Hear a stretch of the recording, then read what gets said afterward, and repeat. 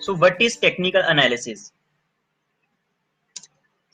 Technical analysis is a method of evaluating the market action, that is the historical price data along with its volume. Technical analysis में हम price data को analyse करते हैं. जब भी आप technical analysis करें कभी भी फंडामेंटल्स को मिक्स मत करें प्लीज, क्योंकि टेक्निकल एनालिसिस एक शॉर्ट टर्म एनालिसिस के लिए हम करते हैं और उसके अंदर फंडामेंटल्स मत आप मिक्स करें. वो क्यों ना करें वो मैं आपको नेक्स्ट स्लाइड में बताऊंगा. बट टेक्निकल एनालिसिस को हमेशा जब आप टेक्निकल एनालिसिस कर रहे हो, आप देख रहे हो निफ्टी को कि हाँ वो 9200 का उसने रेजिस्टेंस ब्रेक करी है, तो वो 9200 से ऊपर जाएगी निफ्टी. आप ये उसके अंदर फंडामेंटल्स मत जोड़ो कि हाँ क्रूड ऑयल गिर रहा है जी, रिलायंस की वैल्यूएशन ये हो रही है, कोरोना वायरस का ये हो रहा है, लॉकडाउन बढ़ गया है, तो उसके अंदर आप मार्केट की फंडामेंटल्स को मत लेकर आओ. जब आप टेक्निकल एनालिसिस कर रहे हो तो टेक्निकल एनालिसिस पे ही रहो. प्रॉब्लम कहाँ पे आती है, लोग टेक्निकल एनालिसिस कर लेते हैं, वो देख लेते हैं कि 9200 पे एक निफ्टी का रेजिस्टेंस है, उसके ऊपर निफ्टी भागेगी एक बार 10,000 तक भाग सकती है, 9900 तक भाग सकती है. बट वो फंडामेंटल्स बीच में ले आते हैं कि यार कोरोना वायरस भी है, मार्केट डाउन भी है, और ये हो सकता है वो हो सकता है. आप ये चीज कभी भी गलती मत करना. So technical analysis method of evaluating market action, historical price data और वॉल्यूम को इसके अंदर हम एनालाइज करते हैं. चार्ट से बड़ा इजी हो जाता है, इसलिए इसको technical analysis analysis of charts हम बोल देते हैं. इसके अंदर टेक्निकल इंडिकेटर्स भी यूज करे जाते हैं to find out the trend of a particular script and forecast future price movements. Prices and volumes are therefore the only two variables to be studied when using technical analysis. Technical analysis के अंदर अगर आपको महारथी बनना है तो prices और volumes, ये दो चीजों को आपको एनालाइज करना आना चाहिए. सिर्फ प्राइसेस को एनालाइज करके कुछ नहीं होगा, वॉल्यूम्स भी प्राइसेस को कंफर्म करने चाहिए. Trend must be confirmed by volumes, prices must be backed by volumes. Volumes क्या है? वॉल्यूम्स बेसिकली, चलो आगे हम चार्ट के अंदर देखेंगे, प्राइस और वॉल्यूम पे डिटेल डिस्कशन करते हैं. Technical indicators help technicians for further study of price charts and to reach to a more refined decision. Technical indicators क्या करते हैं, हमें थोड़ी रिफाइंड डिसीजन दे देते हैं. हम प्राइस और वॉल्यूम को नेकेड स्टडी करके भी हम एनालाइज कर सकते हैं कि फ्यूचर को हम प्रोबेबिलिटी लगा सकते हैं कि कहाँ पे प्राइस मूव ऑन कर रही है. बट जो बिगिनर्स हैं वो टेक्निकल इंडिकेटर्स का भी यूज करते हैं, मैकडी का, ओबीवी का, ट्रेंड लाइंस का. ट्रेंड लाइंस को हम डिस्कस करेंगे. जो मैं पर्सनली यूज करता हूँ, मैं ट्रेंड लाइन यूज करता हूँ, मैं ईएमए यूज करता हूँ 20 डेज, 50 डेज एंड 200 डेज. जैसे कि मैंने चैनल में भी डाला था गोल्डन क्रॉसओवर की 50 और 200 डीईएमए कैसा गोल्डन क्रॉसओवर होता है और कैसे हमारे बुलिश एंड बियरिश सिग्नल मिलते हैं, वो चीज हम सारी आगे डिस्कस करेंगे. And some of the more technical jargons use करते हैं, आरएसआई हम यूज करते हैं, ठीक है, सुपर ट्रेंड हो गया, पिवट पॉइंट्स हो गया. इसके अंदर जो जो रेलेवेंट चीजें हैं वो मैं आपके साथ इस कोर्स के अंदर डिस्कस करूंगा. So among the various tools and techniques that are available with the technical analysts, Japanese candlestick is very prominent amongst all of them. So Japanese candlestick एक ऐसा ब्रह्मास्त्र है हमारे पास टेक्निकल एनालिसिस के अंदर, जिसको अगर आपने सीख लिया तो आपको ये इंडिकेटर्स की बिल्कुल भी जरूरत नहीं है. आप सिर्फ जैपनीज कैंडलस्टिक से प्राइस को एनालाइज करें और वॉल्यूम्स को देखें, तो आप ये दो चीजों से ही आप टेक्निकल एनालिसिस सीख जाओगे और इससे एक अच्छा प्रॉफिट आप डेली का बनाना शुरू कर सकते हो. सो ये बेसिक कोर्स हालांकि मैंने बोला है, बट इसके अंदर मैं बेसिक से इंटरमीडिएट से एडवांस टॉपिक्स भी डिस्कस करूंगा. So as we will see, the candlestick chart is the most effective way to gauge the sentiments of traders and operators in the markets. हमारे पास बहुत तरह के चार्ट्स होते हैं जो हम आगे डिस्कस करेंगे, line chart, bar chart, point and figure chart, Heikin Ashi और पता नहीं क्या क्या, रैंको, ये वो. तो उसको छोड़ो, कैंडलस्टिक्स को एक चीज को पकड़ो. आप हर चीज को समझने की, मार्केट के अंदर 100 तरह की स्टडीज हैं, आप एक चीज को पकड़ने आए हो तो उस चीज को पकड़ो, उसके अंदर आप स्पेशलाइजेशन करो और उसको आप यूज करो.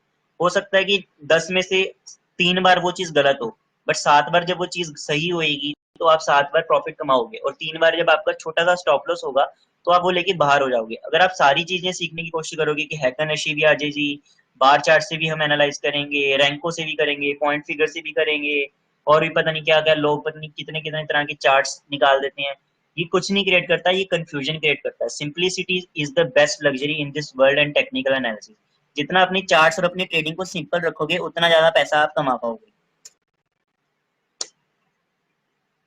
सो moving on to fundamental analysis versus technical analysis. Fundamental analysis और टेक्निकल एनालिसिस के अंदर डिफरेंस क्या है? क्यों हम फंडामेंटल एनालिसिस और टेक्निकल एनालिसिस करना पड़ता है? टेक्निकल एनालिसिस को जन्म क्यों दिया जब फंडामेंटल एनालिसिस ही बेस्ट सोर्स ऑफ एनालिसिस है for long term investment? So fundamental analysis serves as a guide to an investor in stock selection, fundamental analysis से हम इन्वेस्टर है जो वो एक स्टॉक को सिलेक्ट करता है अपना, और टेक्निकल एनालिसिस से वो स्टॉक परचेज और सेल की टाइमिंग को डिसाइड करता है। फंडामेंटल एनालिसिस आपको बता देगी कि हाँ जी सर, रिलायंस की फंडामेंटल्स बहुत स्ट्रांग है, रिलायंस की जियो ने 2300 करोड़ का प्रॉफिट करा है, इसके फंडामेंटल्स अच्छे लग रहे हैं, फ्यूचर के अंदर रिलायंस जाएगा 2000 प्लस। बट कब खरीदे? रिलायंस तो 1600 रुपए पे भी फंडामेंटली गुड था, रिलायंस 1400 रुपए पे भी फंडामेंटली गुड था, और रिलायंस जब 1000 रुपए से नीचे आया तब भी फंडामेंटली गुड था। तो टेक्निकल एनालिसिस आपको बताएगा कि 1600 रुपए का उसने सपोर्ट ब्रेक किया तो भैया अब जाएगा ये 1400 रुपए पे, तो 1400 रुपए पे एक बाइंग अपॉर्चुनिटी बनती है। 1400 रुपए पे हमने बाई किया, उसने फिर डाउनवर्ड सेंटीमेंट्स की वजह से उसको ब्रेक किया, फिर 1300 रुपए पे आया, हाँ जी सर चलो एग्जिट ले लेते हैं, अब इसको फिर नीचे खरीदेंगे। 1100 रुपए पे हमने फिर खरीदा, 1100 से 1000 रुपए जब डाउन किया तो हमने 1100 की पोजीशन को होल्ड किया। तो टेक्निकल एनालिसिस आपको बताएगी कि जो फंडामेंटली स्ट्रॉन्ग स्टॉक है उसको कब खरीदना है और कब बेचना है। नो डाउट फंडामेंटल एनालिसिस से भी आप एनालिसिस कर लोगे कि हाँ स्टॉक ओवर वैल्यूड हो गया तो उसको सेल कर देते हैं, बट ऐसा नहीं है कि स्टॉक ओवर वैल्यूड हो गया तो उसी वक्त से वो गिरना शुरू हो जाएगा। हमेशा एक जो स्टॉक की प्राइस होती है वो 20 से 25% कम ज्यादा होती है। अगर वो अंडर वैल्यूड स्टॉक है, अगर वो अंडर वैल्यूड स्टॉक है तो भी वो एक्चुअल वैल्यू से जो उसकी वैल्यू है उससे 25 से 30% कम से कम डाउन होगा। अगर वो ओवर वैल्यूड स्टॉक है, ओवर वैल्यू होने के बाद भी वो 25 से 30% और ऊपर जाएगा। तो टेक्निकल फंडामेंटल एनालिसिस की बेसिस पे आप वो 25-30% भी बचा सकते हो, क्योंकि वो टेक्निकल एनालिसिस सेंटिमेंट्स को गॉज करेगी आपके मार्केट के अंदर। क्योंकि जब वो बढ़ रहा है, लाइफ टाइम हाईज बना रहा है, तो उसके बाद बहुत सारे इन्वेस्टर्स आएंगे उसको खरीदने और उसकी प्राइस बढ़ेगी। जब उसकी प्राइस बढ़ेगी तब हम उसको डिस्ट्रीब्यूट करेंगे और तब हम उसके अंदर से निकलेंगे। तो टेक्निकल एनालिसिस और फंडामेंटल एनालिसिस दोनों को इकट्ठे अब जब आप लेकर चलोगे तो मार्केट के अंदर आपको कोई रोक नहीं सकता। Fundamental analysis is based on financial statements of a company and related industry. Fundamental analysis के अंदर हम कंपनी के फाइनेंशियल स्टेटमेंट्स को स्टडी करते हैं। फंडामेंटल एनालिसिस के अंदर हम क्या स्टडी करते हैं? Qualitative analysis and quantitative analysis. Quantitative analysis के अंदर हम उसकी financial statements, annual reports, management commentary, इन चीजों को स्टडी करते हैं। क्वालिटेटिव एनालिसिस के अंदर हम इंडस्ट्री को स्टडी करते हैं कि वो किस इंडस्ट्री में काम कर रहा है, इंडस्ट्री आउटलुक क्या है, इकोनॉमी कंडीशन क्या है। मैनेजमेंट को हम स्टडी करते हैं कि मैनेजमेंट की इंटीग्रिटी क्या है, क्योंकि आफ्टर ऑल एक कंपनी एक गाड़ी है जिसको कि मैनेजमेंट चला रही है। अगर मैनेजमेंट ही सही नहीं है तो गाड़ी कितनी भी अच्छी है, मर्सिडीज हो, जब ड्राइवर ही सही नहीं है तो मर्सिडीज को भैया पेड़ में ठोक देगा वो। तो हम फंडामेंटल एनालिसिस में ये दो चीजों को एनालाइज करते हैं। क्योंकि टेक्निकल एनालिसिस इंडिपेंडेंट है, टेक्निकल एनालिसिस में कोई हम फाइनेंशियल स्टेटमेंट नहीं उठा के देखते, कोई इंडस्ट्री रिपोर्ट नहीं उठा के देखते कि इंडस्ट्री क्या कर रही है, इंडस्ट्री जीडीपी क्या आ रही है, ये क्या आ रही है, वो क्या आ रहा है। हम टेक्निकल एनालिसिस में प्राइस और वॉल्यूम पे फोकस करते हैं। Fundamental analysis on focuses on what ought to happen in market. Fundamental analysis में हम करते हैं कि मार्केट में क्या होने वाला है। So factor involves a supply and demand of the product, seasonal cycles क्या है, weather कैसा है, गवर्नमेंट पॉलिसी क्या है, and other qualitative and quantitative parameter जो मैंने आपको पहले बताए। टेक्निकल एनालिसिस में हम देखते हैं कि मार्केट के अंदर क्या हो चुका है, focus is on what actually happens in a market.